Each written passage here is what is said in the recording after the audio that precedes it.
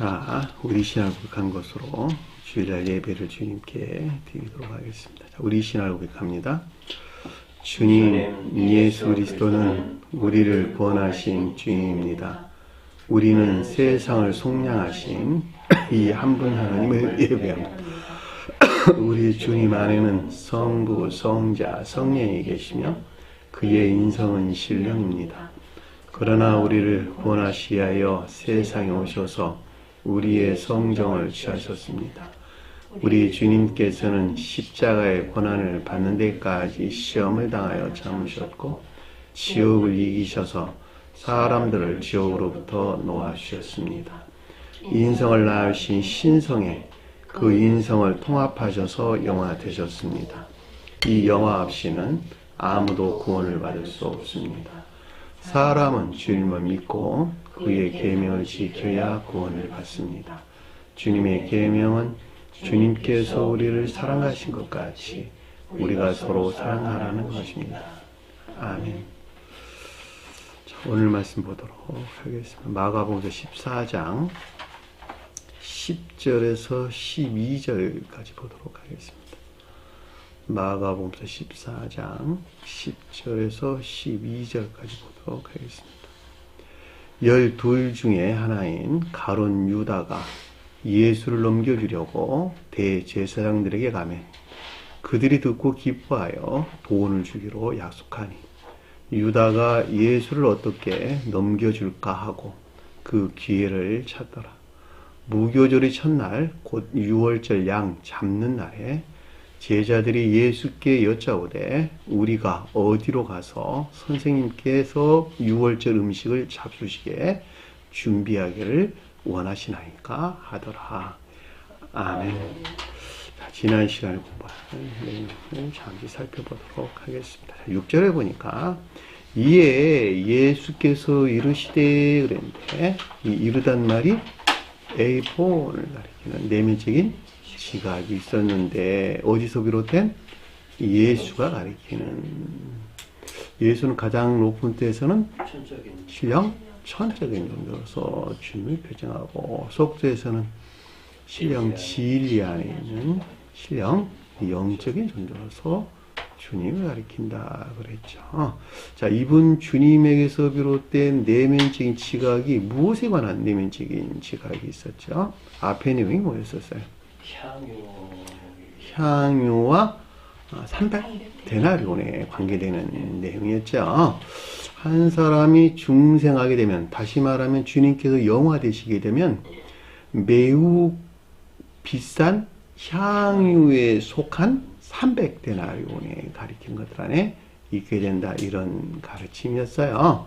그러니까 300데나리온에 속한 매우 비싼 향유가 가리키는 상태, 그 상태를 가리켜서 앞에서 유월절이 표징했고 그 다음에 무교절이 우리에게 설명해 줬다라고 하는 것을 잘 볼 수가 있겠죠.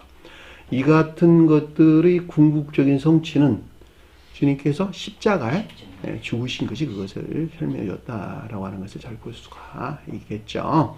다시 말하면 진리하는 모든 것들이 기름 부음을 받은 신성 안에 있는 상태, 자, 이분 주님에 대해서 신령 인성이다 이렇게 불렀다라고 하는 것을 잘 볼 수가 있겠죠. 그러니까 앞에 우리에게 가르침을 주셨던 이 가운데 있는 것들에 대해서 저와 여러분들이 신령 진리 안에 계시는 신령 영적인 존재로서 주님에게서 말미암는 내면적인 지각이 있었다라는 말의 뜻이었고, 가장 높은 뜻에서는 주님의 자연적인 사람이 신령 존재에 속한 신령 선에서 말미암는 이 가운데 있는 것들에 대한 내면적인 지각이 있었다라고 하는 것을 잘 볼 수가 있겠죠. 그리고 그 아래서 뭐라고 그랬냐 그랬더니 그녀를 허락하라 이렇게 설명됐는데, 매우 값진 나드 곧 향유 옥합을 가지고 와서 그 옥합을 깨뜨려서 그의 머리에 붓는 행위는 진정한 뜻에서 제가 방금 설명했던 유월절과 무교절이 가리키는 이 같은 상태를 표현하고 있다는 것을 뜻한다라고 하는 것을 잘 볼 수가 있습니다. 이 같은 이유에서 마지막의 절들에서는 이것을 기념하라 하라 이렇게 설명되는데, 이 같은 신비 안에는 이 같은 영적인 비에 속한 모든 것들을 너희 마음속 깊게 새겨놔야 돼, 이런 가르침이었어요. 만약에 믿음만 있는 자들이 이 같은 가르침을 모른다면 방향을 이런 표류하는 배와 같단 말이에요. 그러니까 내가 어떤 방향을 향해서 나가야 되는 것인가 라고 하는 이정표가 생긴단 말이죠. 아, 나라는 사람은 반드시 유월절을 해야 하고, 그리고 악과 거짓들이 정화된 데서 더 이상 누룩이 없는 중생한 상태, 진리하는 모든 것들이 빵이 가리키는 사랑의 인에 속한 선한이라고 하는 열매 맺는 상태에 나아가야 되는구나 라고 하는 궁극적인 이정표가 생기게 된다는 말이죠. 이 가운데 있는 자들은 다른 데로 고개를 내돌리지 않겠네요. 세상에 오만 수많은 어떤 이단사들이 많이 있는데 이런 곳에 한눈을 팔지 않겠네요. 왜냐하면 그거 다 거짓된 것이라는 사실 그 자신이 아주 잘 알고 있을 것이기 때문에, 그 같은 의미에서 주님께서는 교회에서 반드시 기념을 하라고 이렇게 설명해 주신 것을 잘 볼 수가 있습니다. 자, 그 아래에 보니까 누가 그녀를 괴롭게 하느냐 그랬는데, 괴롭다, 그녀라는 말은 교회를 일컫는 말씀의 뜻인데, 나 한 사람으로 보면 겉사람 안에서 일어나는 내면적인 고통을 가리킨다라고 하는 것을 잘 볼 수가 있겠고, 가장 높은 뜻에서는 주님의 자연적인 사람이 이 가운데서 느끼는 어떤 내면적인 고통이 있는 것을 뜻한다라고 하는 것을 잘 볼 수가 있겠죠. 자, 그럼에도 불구하고 이 가운데 있지 못한 주님의 자연적인 사람이 인간 속성 또는 겉사람의 고유 속성에 속한 거짓들에 속박되어 괴로워하고 있는 상태를 뜻한다라고 하는 것을 잘 볼 수가 있겠고, 속죄에서는 겉사람이 악에서 비롯된 거짓들에 속박되어 괴로워하고 있는 상태를 가리킨다라고 하는 것을 잘 볼 수가 있겠죠. 여기서 떠나야 되는데 떠나지 못한 데서는 고통과 괴로움이라고 하는 것을 잘 볼 수가 있습니다. 제가 여러분들에게 늘 말하는 것 같이 눈에 보이는 것은 그냥 안 하면 돼요. 부동산 투기하지 마. 그냥 안 하면 돼. 그렇죠? 세상 거 욕심 버려. 그냥 안 하면 돼. 근데 마음에서 일어나는 것은 내 마음대로 안 된다는 말이죠. 그렇죠? 자, 마음에서 일어나는 악한 것들에서 물러나는 방법은 오직 뭐라고? 한 가지. 뭐라 그랬어요? 경향하는. 내가 주님을 사랑한다라고 하는 것은 그 사랑에서 나온 그 어떤 것들을 잉태하고 출산하려는 계속적인 경향 안에 있다는 말이죠. 그 경향 안에 있는 것뿐만이 아니라 이 가운데 있는 것들을 보호하고 양육시키려는 계속적인 작용이 내 안에서 있다는 말이죠. 이들이 아니고서는 주님 나라에 갈 수 없어요. 주님이 놓으신 생명이라고 하는 두 특성이 그거야. 예? 그러니까 내가 경향 안에 있으면 돼. 경향이라는 말은 방금 설명한 내용. 내가 주님을 사랑하기 때문에 이 가르침으로부터가 어떤 것들을 잉태하려고 하는 계속적인 내 마음에서 일어나는 열망, 갈망, 애정, 이런 것들이란 말이죠. 그렇죠? 그럼 그 가운데서 어떤 것들이 생성되어 나오겠네? 시간의 문제지 생성되어 나온단 말이죠. 그렇죠? 그러니까 잉태, 출산한, 생성되라고 하는 그 경 안에 있고, 그 이 가운데 있는 것들을 보호하고자 하는, 그 양육하고자 하는 성향들을 가지고 있다는 말이죠. 이게 신이 주신 특성이야. 그러니까 온 우주가 존재한다라고 하는 그 계속적인 생성에 의해서 존재한다.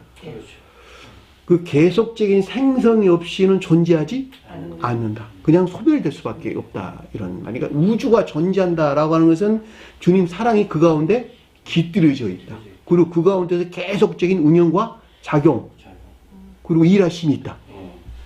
아주 명확하다는 말이에요. 나라는 한 사람도 똑같단 말이에요. 나라는. 내가 주님을 향한 사랑 안에 있다라고 하는 것은 그 사랑에서 나온 계속적인 경향 안에 있는 것인데, 그것이 창조의 원리라고. 창조의 원리.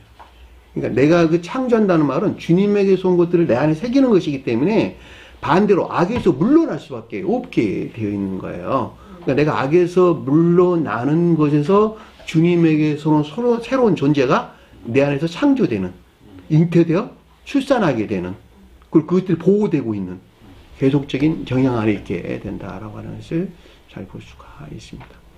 이것이 중생하는 과정이에요. 그 가운데에서 영적인 전쟁이 일어나게 되는 것이죠. 그래서 자유의지가 강조된다라고 하는 것을 우리가 잘 볼 수가 있습니다. 자, 그 아래 보니까 나에게 좋은 일을 행하였도다라는 말의 뜻은 여자가 이 같은 행동이 인간 속성에서 분리된 진정한 뜻에서 유월절과 무교절이 가리키는 신령 예배 안에 있는 즉 300데나리온이 매우 값진 향유가 가리키는 이 가운데 있는 것들을 표현하고 있다라고 하는 것을 잘 볼 수가 있겠죠. 자, 7절에 보니까 가난한 자들은 항상 너희와 함께 있으니, 자, 영적으로 가난한 자를 일컫는 말씀의 뜻이에요. 자, 300데나리온에 속한 것들이 매우 값진 향유 안에 있지 못하는 것만큼 비례해 가지고 결핍이나 결의 안에 있을 수밖에 없다라고 하는 것을 잘 볼 수가 있겠죠. 그럼에도 불구하고 신성 안에 있는 것들은 이 가운데 있지 아니하다. 결코 이 가운데 있지 아니하다라는 것을 잘 볼 수가 있겠죠. 그 말이 여기서 가난한 자들은 항상 너희와 함께 있으되 그런데 나는 항상 함께 있지 아니하리다 라는 말씀이 뜻인 것을 잘 볼 수가 있습니다. 그러니까 저와 여러분들이 매우 값진 향유 안에 있지 못해서 300데나리온에 속한 것들이 결이나 결핍 가운데 있다 한다면 여기서 나아가고자 너가 원한다면 그렇게 되겠네. 그쵸? 그 말에 의해서 원할 때에는 그들을 좋게 할 수 있거니와 너희가 기도하는 대로 받은 줄로 믿으라. 같은 말이에요. 기도는 뭐예요? 내가 이 300데나리온에 속한 것들이 매우 값진 향유 안에 있기를 원해서 주님 내게 중재 좀 해주세요 라고 원한다면 이미 너는 그 가운데 있다. 그래 안 그래요? 이거 가르침 잘못 이해하면 세상 것들 구해. 지금 교회 모습이 그렇단 말이죠. 그래서 멸망된 교회라고 이야기를 하는 거예요. 내가 주님에게서 생명 안에 있기를 너가 네 자유의지에서 원한단다. 그 사랑의 성질이 아까 설명한 것 같이 잉태와 출산, 보호와 양육이라는 경향 안에 있어서 너에게 나 필연적으로 중재를 안 할 수밖에 없게 되어 있어. 그냥 할 수밖에 없게 되어 있다 이런 말이 되죠. 너희가 원하지 않아서 내가 중재를 못하는 것이거든. 너희에게서 나온 짙은 구름이 하늘을 가서 빛이 못 내려오는 것이거든. 나는 이미 너에게 뭘 주고 있다? 빛을 주고 있는 거야. 이 빛이라고 하는 중재가 계속되고 있는 건데 너가 막아서 안 되고 있는 것이잖아. 그러니까 너가 원해서 제껴봐. 내가 너에게 한없이 부어줄 테니까. 이거 기도의 내용이에요. 너가 무엇이든지 내 이름으로 구하면 받은 줄로 믿어라. 자, 8절 보니까 이같이 행하여 가지고 소유하는 것이 자유의지로부터 가난한 자들이 표현하는 상태에서 떠나 장차 신성과 결합된 향유에 속한 300데나리온이 표현하는 상태에 있게 되는 것을 뜻한다라고 하는 것을 잘 볼 수가 있겠죠. 자, 내 몸에 향유를 부어 장례를 미리 준비하는 것이라. 장례가 뭐라고? 부활. 장례는 죽음과 동시에 저 세상에서의 부활을 일컫는 말씀의 뜻이에요. 그러니까 장례라고 말하든 매장이라고 말하든 전부 다 저 세상에서의 부활이다. 누구든지 부활한다는 것. 나는 주님을 믿으니까 부활하고 믿지 않으니까 부활 안 한다. 이런 경우는 없다고. 그들이 모르고 있을 뿐이지 예외 없이 다 저 세상에서 부활한다라고 하는 거예요. 이 세상에서 생의 마지막 날까지 주님으로부터 말미암아 열매 맺은 그 믿음이 사랑이나 인에 속한 선한 삶 가운데 있다면 생명의 부활이 있을 것이요. 정반대로 정욕이나 탐에 속한 악한 삶 가운데 있다면 심판의 부활이 있으리라 라고 하는 것은 주님께서 우리에게 주신 가르침을 통해서 아주 명확하게 이해될 수 있습니다. 한 사람이 영생한다 라고 하는 것은 너가 똑똑하고 잘나서 이 세상에서 선하게 살았으니까 너 잘났잖아 라고 해서 영생 이렇게 한다 이런 말이 아니고 영존하신 주님의 생명을 뭐라고? 담는 그릇으로 영생한다. 이해되셨나요? 반드시 기억하세요. 왜냐하면 영이라고 하는 것은 그가 알든지 모르든지 다 어디서 쪼개 나왔다? 주님. 영존하신 주님으로부터 쪼개 나오는 거예요. 그러니까 영존하신 주님으로부터 쪼개 나온 그 영생에 이르는 생명 안에 있다 한다면 너는 그냥 영생할 수밖에 없는 거야. 네가 죽는다라고 하는 주님도 같이 죽는다는 소리이기 때문에 그렇죠. 그럴 일은 없다 이런 말이에요. 근데 영벌에 떨어진다라고 하는 그가 자신 스스로가 영생을 이루는 축복하는 것들을 뭐로 바꿨다? 영벌이는 저주하는 것으로 자기가 바꿨다는 말이죠. 그 생명 자체 자기가 바꾼 거야. 그래서 영벌에 이르게 된다라고 하는 것을 잘 볼 수가 있습니다. 이 세상에서 수많은 과일들이 많이 있어요. 올리브 나무는 올리브 열매를 맺었고, 포도나무는 포도 열매를 맺었고, 무화과 나무는 무화과 열매를 맺었고, 사과나무는 사과 열매를 맺었고, 배나무는 배 열매를 맺었고, 감나무는 감 열매를 맺었네. 빛은 태양에서 나온 햇볕은 동일한 것이었는데, 받아들이는 수용 주체가 어떤 성질을 지녔느냐에 따라서 각양의 열매들을 냈다라고 하는 잘 볼 수가 있겠죠. 그 가운데는 선한 열매들을 냈고 어떤 것들은 전혀 악한 열매들을 냈단 말이죠. 사람이 먹어서는 안 될 그런 악한 열매들도 냈다라고 하는 사실 잘 볼 수가 있겠죠. 그러니까 내가 영생에 이른다라는 말이 무슨 뜻이고 영벌에 이른다라는 말이 무슨 뜻인가라고 하는 것을 잘 볼 수가 있다 말입니다. 그러니까 우리는 반드시 뭘? 선한 열매를 내야 된다라고 하는 거예요. 그 선한 열매라고 하는 것이 마음과 생각과 힘을 다하여 누구?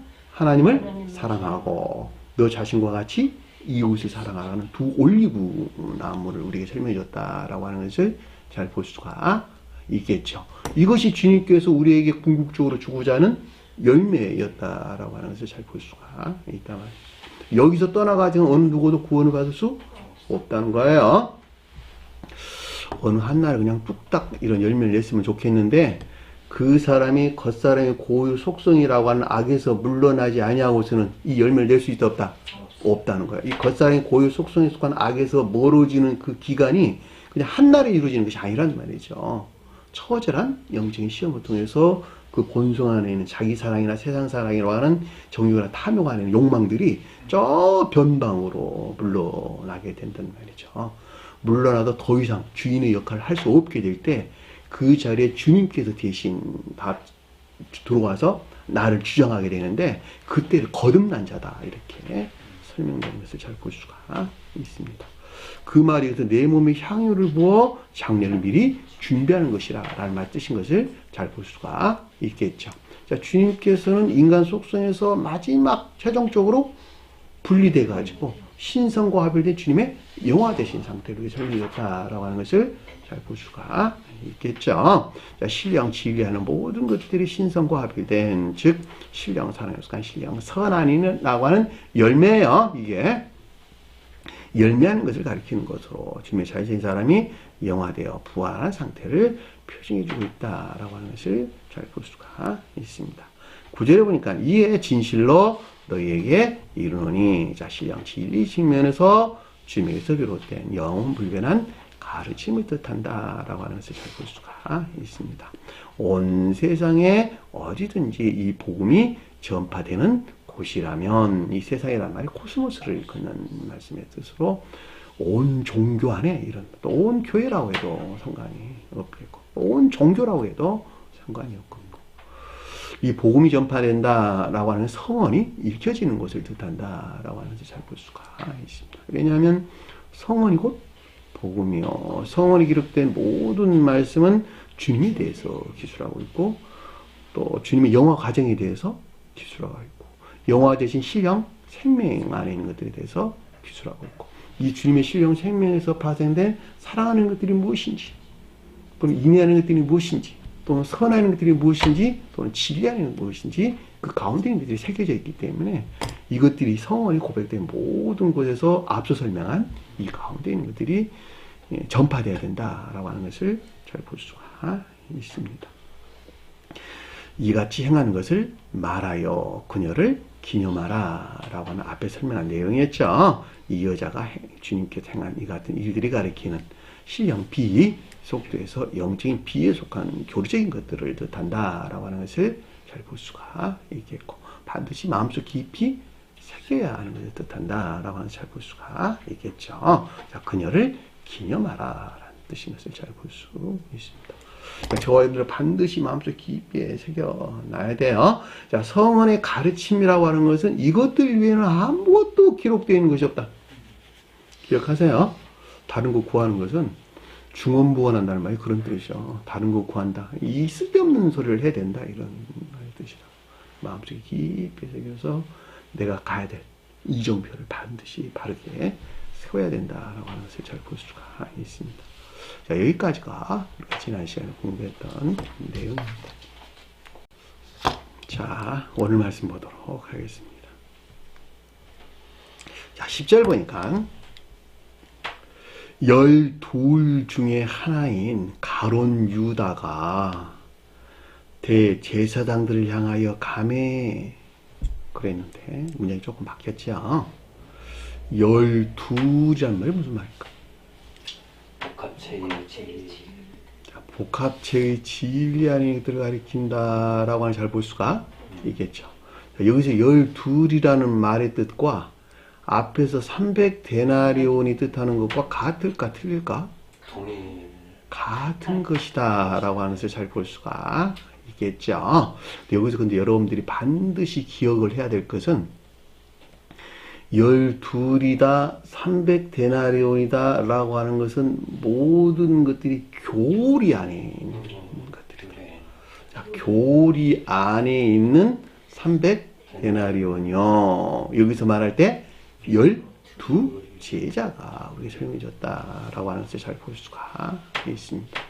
그럼 교리 안에 있는 것들이면 이것들을 지식 안에 있는 것들을 말하느냐 그런가요? 아니죠. 자, 제가 좀 더 구체적으로 설명하면 의지에서 비롯된 행위가 있고, 그렇죠? 의지에서 누구를 사랑해 라고 한다면 동시에 행위 안에는 실천이 있겠네요. 자, 생각에서 나온 교리가 있겠네, 그렇죠? 자, 생각에서 나온 교리는 지식 안에 있는 것들인데 이 지식 안에 있는 교리들과 행위 안에 있는 것들이 하나로 결합되어 있는데 이 결합되어 있는 이 가운데 있는 12 기억하세요? 그럼 어떤 상태에 있어야만 되는 것인가 라고 하는 잘 볼 수가 있겠죠. 그러니까 300데나리온도 이 가운데 있는 것이요. 여기서 말하는 12도 이 가운데 있는 것이요. 자, 이 가운데 있는 것들이 반드시 앞에서 뭐라고 공부했어요? 매우 값진 향유에 속한 것들 안에 있어야 된다. 그래야 진정으로 열매 맺는 것이 되는 것이기 때문에 그러니까 12에 속한 매우 값진 향유 안에 이것들이 있어야 된다는 것. 그래야지 궁극적으로 손과 발이 움직이는 일들 안에서 열매를 맺게 되는 중생한 자가 된다는 것이요. 주미대 소술할 때는 신성 안에 있게, 신성에 속한 열매 맺는 상태에 있게 되는 것을 뜻한다라고 하는 것을 잘 볼 수가 있습니다. 정리됐죠? 12이란 말이 어떤 뜻인가? 라고 하는 것. 그런데 이 가운데 뭐가 있었냐? 그랬더니 가론 유다가 있었다라고 하는 것을 잘 볼 수가 있겠죠? 이 가롯이라는 말은 배반자라는 뜻이고 유다는 앞에 공부했던 유다야. 유다인데 정반대의 뜻에서 유다를 설명해주고 있다라고 하는 잘 볼 수가 있겠죠. 그런데 우리가 열매 맺는 것은 가장 외적인 세상 육신적이고 세상적인 것들과 밀착되어 있는 관능적인 사람 안에서 열매를 낸다는 것. 영적인 내면적인 사람이 열매 맺는 것이 아니에요. 영적인 내면적인 사람이 궁극적으로 종결되는 끝지점이 있어. 그 끝지점이 관능적인 사람이다라고 하는 거예요. 이 관능적인 사람 안에서 12에 속한 매우 값진 향유가 가리키는 것들 안에 있어야 되는 거예요. 제가 이 말을 늘 다른 말로 설명드릴 때 손과 발이 움직이는 일들 안에서 열매를 내는 거야 라고 하는 가르침도 똑같은 말 뜻이야. 그 말을 교리적으로 설명할 때 관능적인 사람과 밀착되어 있는 가론 유다라는 말의 뜻이에요. 그러니까 선한 뜻에서 유다가 그 가운데 있어야 되는 거야. 그렇죠. 근데 여기서는 그 가운데서 배반을 했다 이런 말의 뜻이란 말이죠. 그러니까 이것들이 지금 앞에 12에 속한 매우 값진 향유가 가리키는 것들은 있지 못한 상태. 그런 뜻이 되잖아. 그렇죠. 필연적으로 주님을 팔아넘길 수밖에 없는 상태에 놓여 있다라고 하는 것을 잘 볼 수가 있겠죠. 그 말을 내가 뭐라고 책에다는 정리를 해놨냐 그랬더니 매우 귀한 향유에 속한 복합체의 질이 안에 있는 또는 300데나리온이 표기하는 것들로 아직 재고되지 못한 이 가운데 있지 못한 가장 외적인 관능적인 사람과 밀착된 정욕이나 탐욕적인 아까운 것들을 뜻한다라고 하는 것을 잘 볼 수가 있습니다. 왜 악이라는 것들 앞에 정욕이나 탐욕이란 말을 붙였을까? 그랬더니 다른 성경 구절을 보면 이렇게 나와요. 마가복음 10장 4절에 보면 가나안인 시몬 및 가룟 유다 곧 예수를 판 자. 시몬이 뭘까? 의지 안에 있는 것들. 의지는 뭐예요? 사랑이나 인애. 반대로 정욕이나 탐욕에 대응한다라고 하는 것을 잘 볼 수가 있겠죠. 가나안이라는 말이 무슨 말일까? 선한 뜻에서는 영적인 교회를 표현하나 반대 뜻에서는 우상숭배적인 상태에 있는 것을 우리에게 설명해 줬다라고 하는 것을 잘 볼 수가 있겠죠. 그러니까 가나안의 7 부족이라는 말은 7 부족이 표의하는 우상숭배적인 고유 속성 안에 있는 것들을 우리에게 설명해 주는 거예요. 이것들 반드시 내야 돼요. 요수아가 몰아내고 그 가운데 진정한 뜻에서 주님 나라를 세워야 되는 거예요. 그 세워진 그 상태를 솔로몬이라고 우리에게 설명해 줬다는 말이죠. 평화의 상태. 누가복음 6장 16절에는 야고보의 아들 유다와 그랬는데 아들이라는 말이 없는 단어예요. 야고보의 유다와 예수를 파는 자가 될 가룟 유다라 그랬단 말이에요. 그랬죠? 야고보는 뭘까? 사랑이나 인애. 바로 말이 맞잖아. 시몬이라고 말하든 여기서 야고보라고 말하든 다 의지에 속한 것들을 우리에게 설명해 줬다라고 하는 것을 잘 볼 수가 있겠죠. 그리고 유다는 뭐였어요? 거기서 나온 결부 안에 있는 것들. 관능적인 자연적인 사람과 관능적인 사람과 밀착되어 있는 거룩한 손. 근데 이걸 어떻게 했다고? 팔아 넘겼다. 파는 자가 예수를 파는 자가 될 가룟 유다라. 그게 예수였어. 그 가운데 있는 주님이었단 말이에요. 그죠? 그래서 가룟 유다라 이렇게 설명돼서 나오는 것을 잘 볼 수가 있겠죠. 누가복음 22장 3절에서는 12 중에 하나인 가롯이라는 라 부르는 유다에게 누가 들어갔다? 사탄이 들어갔더라. 사탄이 뭘까? 거짓된 것들. 악에서 나온 거짓된 이해나 사상 안에 있는 것들. 사상이나 이해에 속한 거짓들. 이것들이 그 가운데 들어왔다는 말이에요. 악에서 나온 이해 안에 있는 거짓들과 하나가 돼가지고 어떤 것들을 드러내려고 하는 이런 속성들을 우리가 설명해줬다라고 하는 것을 잘 볼 수가 있습니다. 요한복음서 6장 71절에는 이 말씀은 가롯 시몬의 아들 유다를 가리킴이라 그랬는데 이거 아들이라는 말 없는 단어예요. 그는 12 중에 하나로 예수를 팔 자더라. 여기서도 시몬이 나오는 것을 잘 볼 수가 있단 말입니다. 시몬은 시몬과 같은 거예요. 이름만 바뀐 거예요. 시몬이라고 말하든 시므온이라고 말하든 같단 말이죠. 시몬이 둘째 아들인가? 둘째 아들이죠. 야곱이 누구와? 레아와 관계에서 출생한 첫째 아들이 루벤이었고 둘째 아들이 시몬이었고 셋째가 레이였고 넷째가 유다였단 말이죠. 거기서 말하는 유다라고 말하는 여기서 말하는 유다를 말하는 동일하다.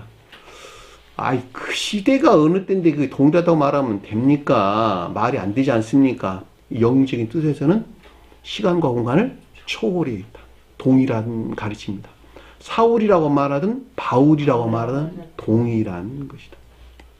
영적인 뜻에서는 시공과 공간의 개념을 초월해 있는 거예요.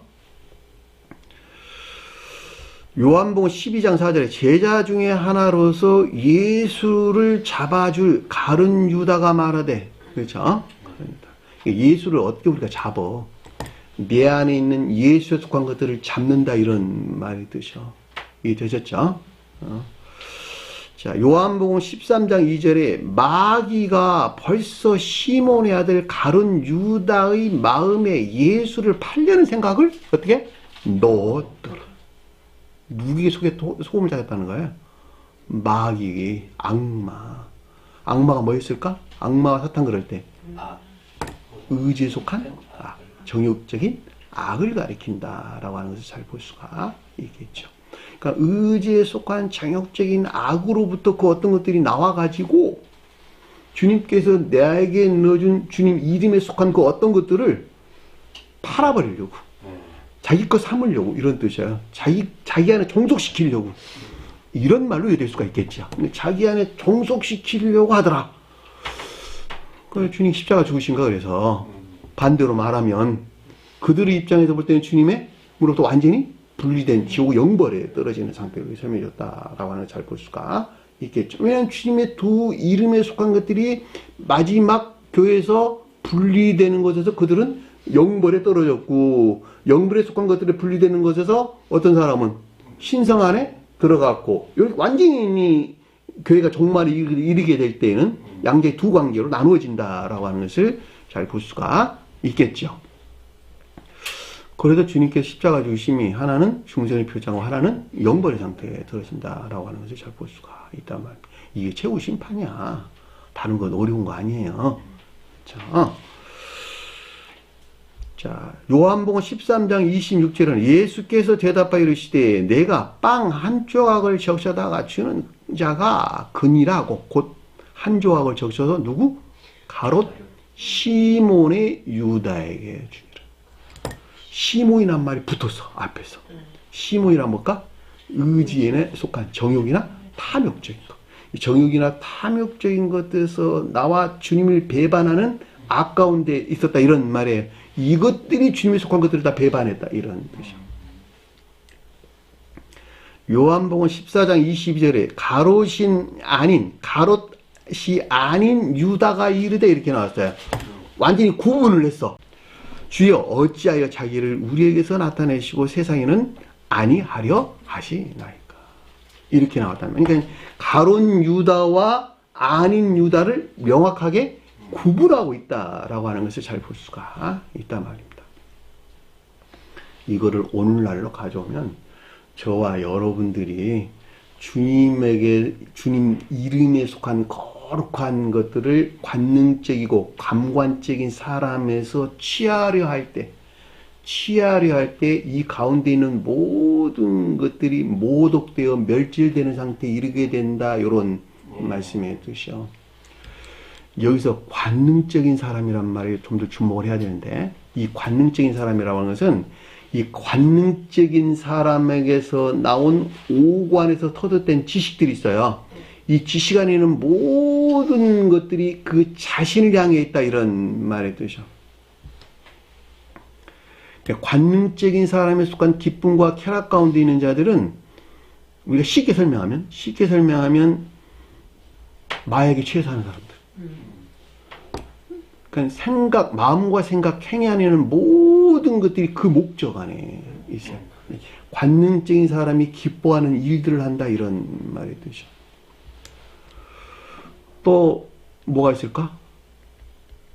유사하게 이해될 수 있는 성형수술하는 사람들, 얼굴 뜯어고치고 표지 다 하는 사람들, 이런 사람들도 지극히 관능적인 사람들이고, 관능적인 사람에게서 터득된 지식들을 가지고 이 관능적인 사람이 원하는 바 이것들에 속한 만족 가운데 사는 사람들.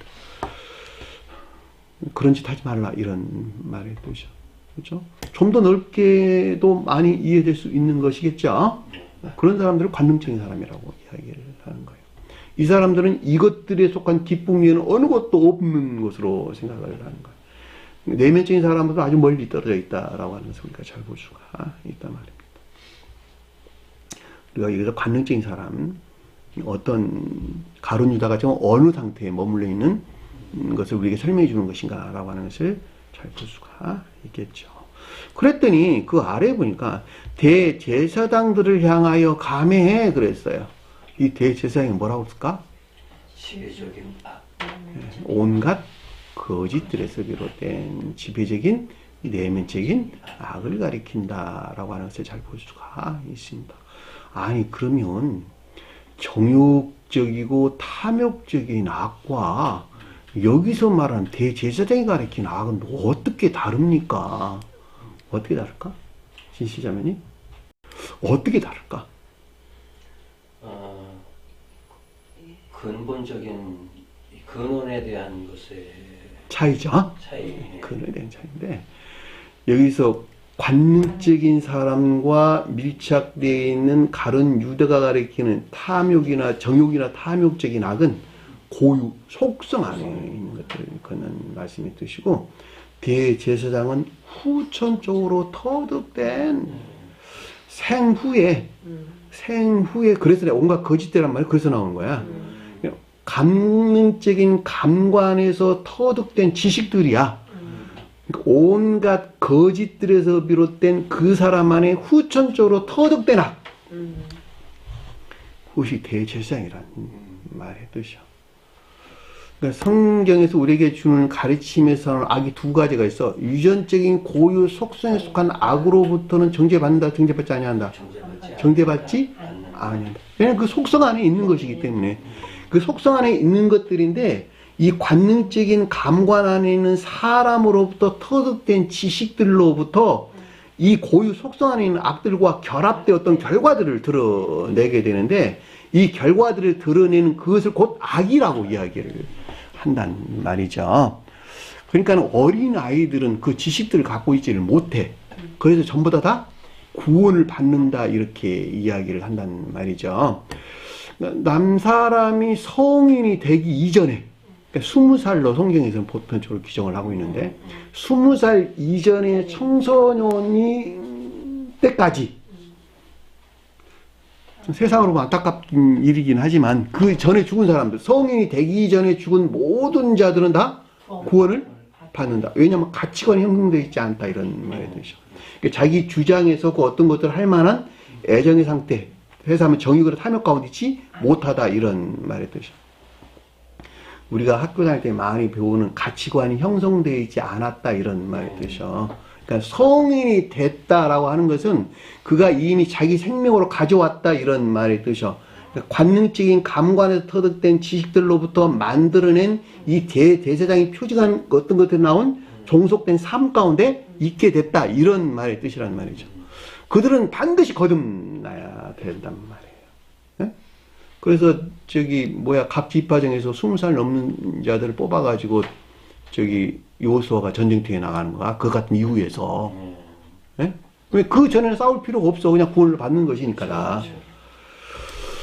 이게 되셨죠? 무슨 말씀인지. 여기서 가룟 유다와 대제사장이 가리킨 악이 어떻게 차이가 난가라고 하는 것을 잘 볼 수가 있단 말입니다. 그러니까는 여기서 가룟 유다가 대제사장을 향해서 갔다라는 말은 앞에 설명한 이 가운데 있는 것들이 온갖 거짓들에서 비롯된 지배적인 내면적인 악과 결탁되어 내통하고 있는 상태를 뜻한다라고 하는 것을 잘 볼 수가 있겠죠. 서로 교류하고 결탁된 상태. 왜 성질이 좀 비슷비슷하잖아. 자기들끼리는 예수를 팔아넘겨야 되겠거든? 근데 가만 보니까 둘이 쌤쌤이네 이게. 그리고 그 아래 내용이 뭐냐 그랬더니 그를 그들에게 넘겨주려는 것이라. 그를 그들에게 넘겨주려는 것이라. 예수란 단어 없는 단어네요. 이것들로부터 그를이라고 가리키는 주님에 속한 것이네요. 자, 신세에 속한 거룩한 영적인 것들을 또는 속도에서는 주님에게서 온 거룩한 영적인 것들에서 분리시켜가지고 대제사장들이 표의하는 이 가운데에 종속시키려는 것을 뜻한다라고 하는 것을 잘 볼 수가 있습니다. 그죠? 대제사장들에게 종속시켰다라는 말은 결과적으로 보면 가룟 유다에 속한 것들 안에도 종속된다라고 하는 것을 잘 볼 수가 있습니다. 이 말을 오늘날로 가져오면 이 성경 말씀이라고 하는 거룩한 가르침들을 이 대제사장이 표징하는 것들 안에 종속시켜서 자기 것 삼으려고 하는 이런 악랄한 그 마음을 가지고 있는 성품들을 뜻한다라고 하는 것도 잘 볼 수가 있겠죠. 이런 사람들은 오늘날 굉장히 많죠. 성경 말씀을 그들의 부유산으로 세상적이고 육적인 그 어떤 목적들이 돼가지고 이 절대적인 거룩한 말씀을 그들의 목적에서 악용하는 자들. 이들이 주님께 침뱉을 뱉는 자들이요. 손으로 때리는 자들, 막대기로 치는 자들이요. 결국 십자가의 주님을 못 받게 되는 이런 결과를 가져온다라고 하는 것을 잘 볼 수가 있겠고. 이들에 의해서 결국은 교회가 종말에 이르게 된다라고 하는 것도 잘 볼 수가 있습니다. 그러니까 말씀을 우리가 영적인 가르침을 설령 모른다 하더라도 말씀의 문자적인 뜻이라고 하는 거룩한 자연적인 진리들인데 이 거룩한 자연적인 진리라고 하는 것은 제가 여러분들에게 늘 설명한 것 같이 다 모든 것들이 교리적인 것들 안에서 열매를 내야 될 거룩한 궁극적인 말씀인 것을 잘 볼 수가 있겠죠. 이 가운데서 저와 여러분들은 반드시 열매를 내야 되는 거예요. 다시 말하면 문자적인 뜻이라고 하는 외적인 것들 안에서 열매를 내지 않으면 그 가운데 존재하는 것도 있다 없다. 그냥 추상적인 낱말들, 영적인 것들 다 추상적인 것들이잖아. 추상적인 낱말 위에는 아무런 개념들이 존재하지 않는다는 말이죠. 그럼에도 불구하고 문자적인 뜻이라고 하는 교리적인 것들 안에서 열매를 내게 될 때 그 가운데 있는 것들이 비롯된 생명 그 원인으로 존재하는 영적인 것들과 그 목적으로 존재하는 주님 자신에 속한 것들을 결과 안에서 어떤 형체들을 드러낸다라고 하는 것을 아주 명확하게 이해될 수 있단 말입니다. 내가 설령 영적인 가르침을 모른다 하더라도 말씀의 문자적인 뜻이라고 하는 자연적인 진리들에서 비롯된 가르침들로부터 선한 삶을 살아야 되는데 그렇지 못하고 그 가르침들 그 자신의 목적에서 가져와 쓰게 될 때 사용하게 될 때 악용하게 될 때 주님은 십자가에 못 박는 결과를 가져온다 이런 말씀의 뜻이요. 그러니까 여기서 지금 가룟 유다와 대제사장들은 반드시 이 같은 일들을 할 수밖에 없도록 되어 있다라고 하는 것을 잘 볼 수가 있단 말입니다. 그래서 이들에 대해서 주님께서 마지막 고난을 겪는 거예요. 문자적인 뜻이라는 측면에서 이들에게 고난을 당하는 거야. 근데 나 하나로 가져오면 중생이 노정 가운데 있는 자들로 가지고 오면 결과적으로 관능적이고 감관적인 사람으로도 취하려 하는 것만큼 주님께 열매를 궁극적으로 앞에서 우리 공부했던 300데나리온에 속한 매우 값진 향에 속한 것들을 어떻게 한다? 모독하는 결과를 가져온다라고 하는 것도 아주 명확하게 이해될 수 있단 말입니다. 이해되셨나요? 대제사장 교회 밖에 있는 자들을 그냥 내버려 두고 그들의 이야기니까 저와 여러분들이 가져올 때는 그런 일들이 생긴다는 말이죠. 훨씬 더 심각하게 주님을 모독하는 결과를 가져온다라고 하는 것을 잘 볼 수가 있단 말입니다. 그들은 밖에 있는 주님을 그런 짓들을 자행하는 것이지만 저와 여러분들은 주님 속사를 건드리는 일들을 한다니까. 그 주님께서는 그래서 그 파수꾼들을 세워서 그럴 만한 사람들을 다 걸러낸다니까. 앞에 다가오지 못하도록. 근데 여기서는 이제 그런 일들이 일어나고 있는 거야. 네? 그럼에도 불구하고 주님께서 허용하신 이유는 이 방법이 아니고서는 한 사람이 거듭날 수 있다 없다? 없다는 거예요. 주님의 자연적인 사람도 신성이라는 측면에서 이 가운데 있는 과정을 통해서 마지막 가룟 유다와 대제사장이 표정하는 모든 것들에서 분리되어 영화 대신 상태에 이르게 됐다라고 하는 것도 잘 볼 수가 있겠죠. 이 가르침 안에 이 엄청난 비들이 간직되어 있단 말이에요. 자, 그들에게 넘겨주려는 것이라 라는 말씀 뜻이 무엇인가 라고 하는 것을 잘 볼 수가 있습니다.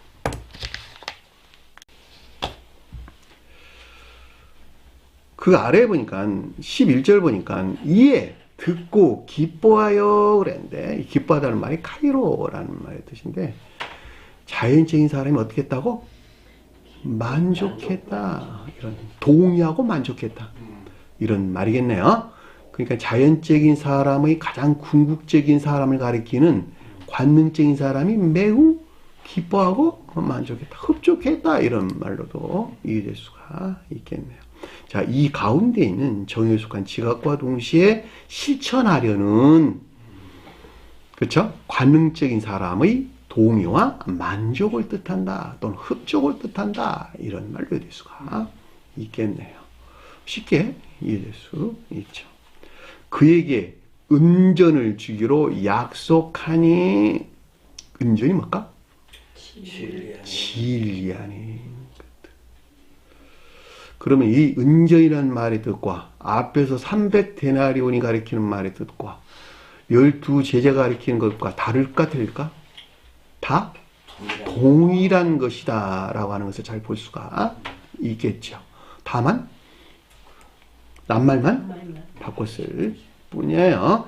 가장 높은 뜻에서 볼 때 이 은전이라고 하는 것은 신성에 속한 신령 진리 안에 있어야 될 것들을 뜻한다 라고 하는 것을 잘 볼 수가 있겠고, 속뜻에서는 주님에게서 온 거룩한 영적인 진리 안에 있어야 할 것, 모든 것들이 정반대로 대제사장들이 표현하는 악에 종속된 거짓 안에 있게 되는 것을 뜻한다 라고 하는 것을 잘 볼 수가 있겠죠. 앞에서 제가 잠깐 여러분 설명이 빠졌는데, 이 제자라는 말은 가장 높은 때 신령 장막 안에 있는 신령 합리적인 것들이랑 같은 말이에요. 이것은 이제 신령 합리적인 것들이다 라고 하는 것은 신령 천적인 것들의 개념에서 가져올 때 신령 합리적이다라는 말로 설명되는 거야. 이해되셨나요? 왜냐하면 신령 천적인 것들은 신성 그 자체 안에 있는 것이고, 신령 합리적인 것들은 신령 장막 안에 있는 것이니까, 그러니까 용어만 바뀌었을 뿐이지 그 궤도에서는 다 같은다라고 하는 것을 잘 볼 수가 있습니다. 그랬더니 그 아래 보니까 그를 어떻게 넘겨줄 좋은 기회를 찾더라.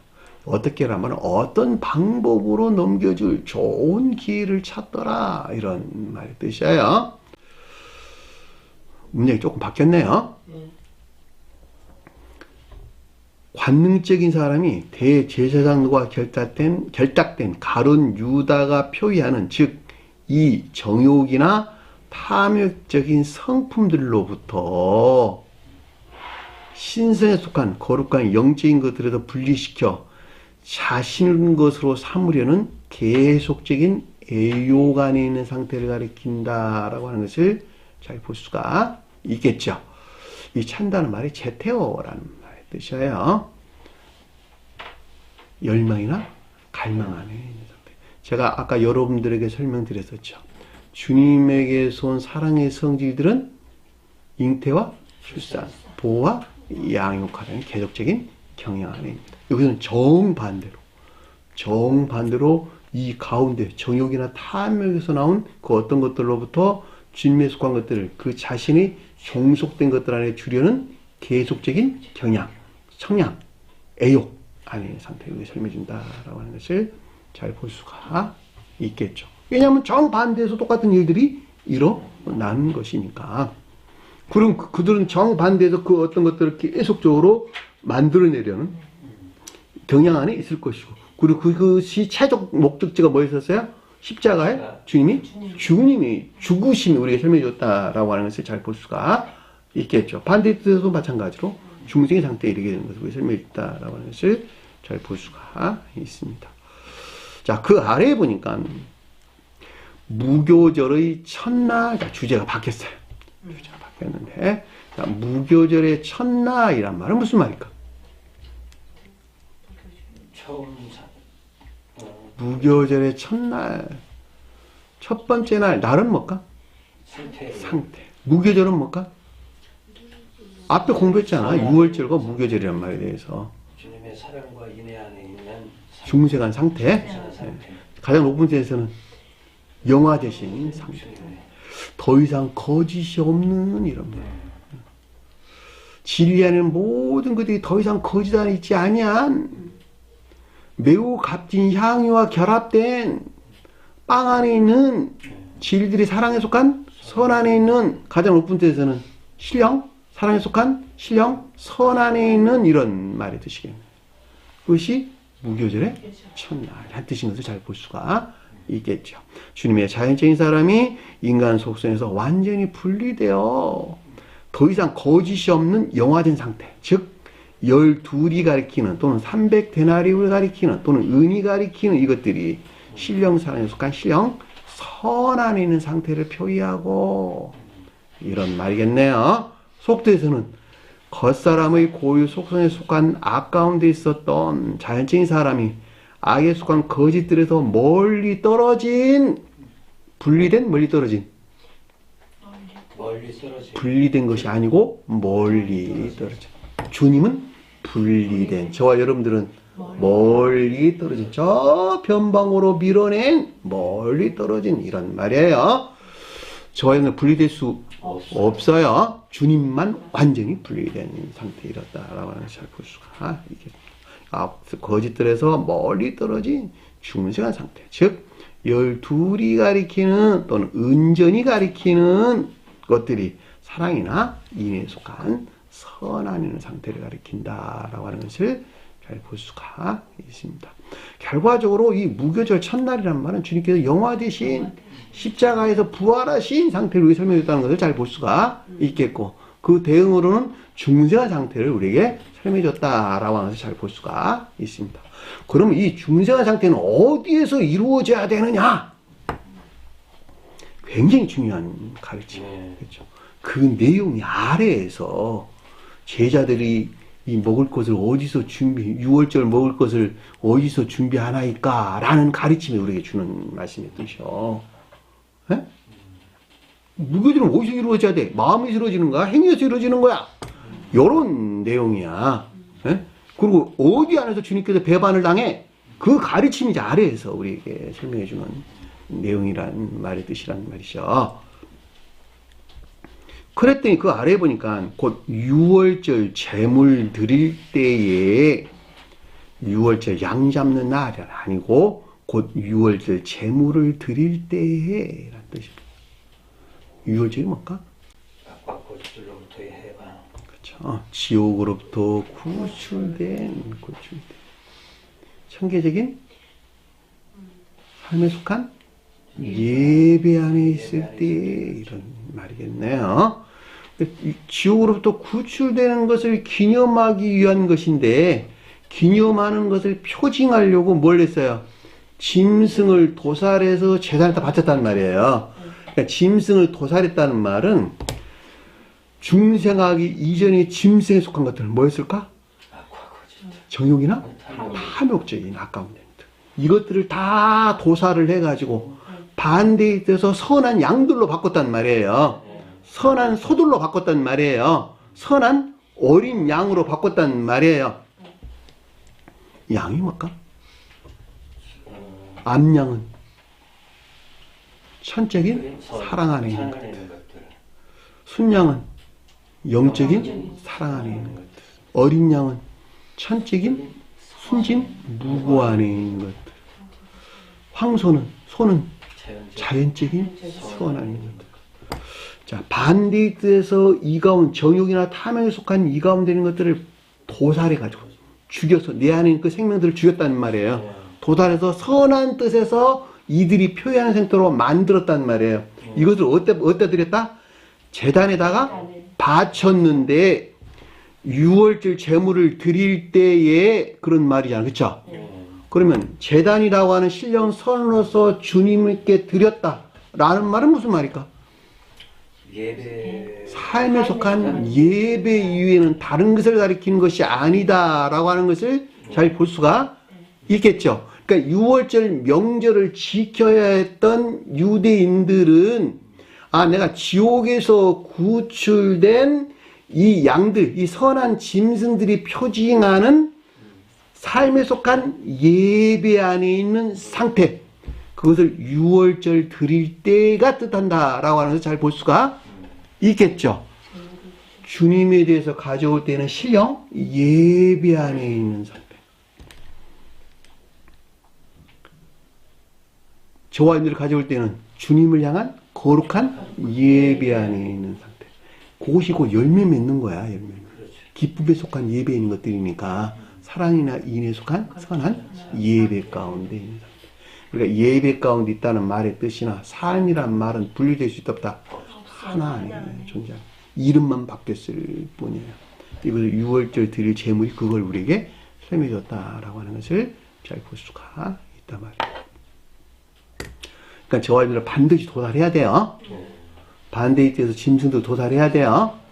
아니, 노아 그 방주에 선한 짐승도 악한 짐승 다 데리고 갔잖아. 그 이유가 뭐였을까? 우리 공부했죠. 이거 유튜브 채널에 잘 올라와 있죠. 뭘 가리킬까? 중생 중에는 그 둘이 같이 있다 이런 말의 뜻이요. 중생 중에는 선한 짐승도 내 안에 있고 악한 짐승도 같이 있다 이런 말의 뜻이요. 반드시 악한 짐승은 나중에 방주에서 몰아내야 돼. 그 몰아내 이전에는 홍수가 물이 그친다 안 그친다? 안 그쳐. 메말라서 올리브 비둘기가 나가서 올리브 열매 맺어왔다는 말의 뜻은 그 악한 짐승들이 전부 다 쫓겨났다 이런 말의 뜻이란 말이죠. 자, 그 아래 보니까 제자들이 그에게 말하기를 그랬는데 이 제자들이 누구라고? 복합체의 진리 안에 있는 가장 높은 데에서는 신령 장막 안에 있는 신령 장막에 속한 신령 천적 함적인 진리하는 것들. 자, 신령 장막에 속한 천적 함적 진리하는 것들이 제자들이 표징하고 속도에서는 천적 영적인 진리에 속한 믿음 안에 있는 것들이라는 말의 뜻인 것을 잘 볼 수가 있겠죠. 주님에서 비롯된 교리적인 지각이나 가르침들이 있었다라고 하는 것을 잘 볼 수가 있겠죠. 말하다는 말이 레고라는 뜻으로 가르침을 뜻한다라고 하는 것을 잘 볼 수 있습니다. 어디로 가서 유월절을 먹도록 준비하기를 원하나이까? 제자들에 속한 것들이 반드시 유월절이 가리키는 상태에 있어야 되는 것을 우리가 지금 설명해 주고 있다라고 하는 것을 잘 볼 수가 있겠죠. 자, 제자들에 속한 것들이 유월절이 가리키는 상태에 있으려면 이 제자들에 속한 것들 안에 반드시 주님에게서 뭐가? 거룩한 선이 전유되어야 된다라고 하는 잘 볼 수가 있겠죠. 그 말에 의해서 유월절을 먹도록 이라는 뜻인 것을 잘 볼 수가 있겠죠. 그러니까 유월절에서 제자들에 속한 모든 것들이 주님에게서 주입된 거룩한 선 안에 있도록 어디에서 준비되어야 되는가니까 어디에서 이것이 예비되어야 되는 것이니까 라는 뜻인 것을 잘 볼 수가 있겠죠. 그 말이 이제 아래에서 우리에게 객실 나오고 무슨 다락방 나오고 하는 이런 내용이 나오는 거예요. 아, 이 가운데에서 이것이 이루어져야 되는 것이구나 라고 하는 결과를 우리에게 가르침을 주려고 지금 앞에서 이런 설명들이 나왔다라고 하는 것을 잘 볼 수가 있단 말입니다. 진정한 뜻에서, 진정한 최고의 뜻에서 인간 속성에서 완전히 분리된 신령 장막에 속한 천적 함적인 진리 안에 있는 모든 것들이 신성에 속한 거룩한 선 안에 있는 상태를 표의하고 속뜻에서는 겉사람의 고유 속성에서 멀어진 제자들이 가리키는 천적 영적인 진리에 속한 믿음 안에 있는 모든 것들이 주님에게서 전유된 거룩한 선 안에 있는 상태를 표해주고 있다라고 하는 것을 잘 볼 수가 있습니다. 어렵나요? 아니요, 안 하죠. 쉽게 이해되는 내용이죠. 오늘 주신 말씀 마음속에 깊게 새기시고 한 주간 더 승리하는 저와 예배 갈지리 축원합니다. 다 주기도문 하는 것으로 공부를 마치도록 하겠습니다. 하늘에 계신 우리 아버지 이름을 거룩히 여김을 받으시오며 나라의 마옵시며 뜻이 하늘에 있는 것 같이 땅에서도 이루어지리라. 오늘날 우리에게 일용할 양식을 주옵시고 우리가 우리에게 죄진 자를 사해 준 것 같이 우리 죄를 사하여 주옵시고 우리를 시험에 들게 하지 마옵시며 다만 악에서 구하옵소서. 나라와 권세와 영광이 아버지께 영원히 쌓옵나이다. 아멘.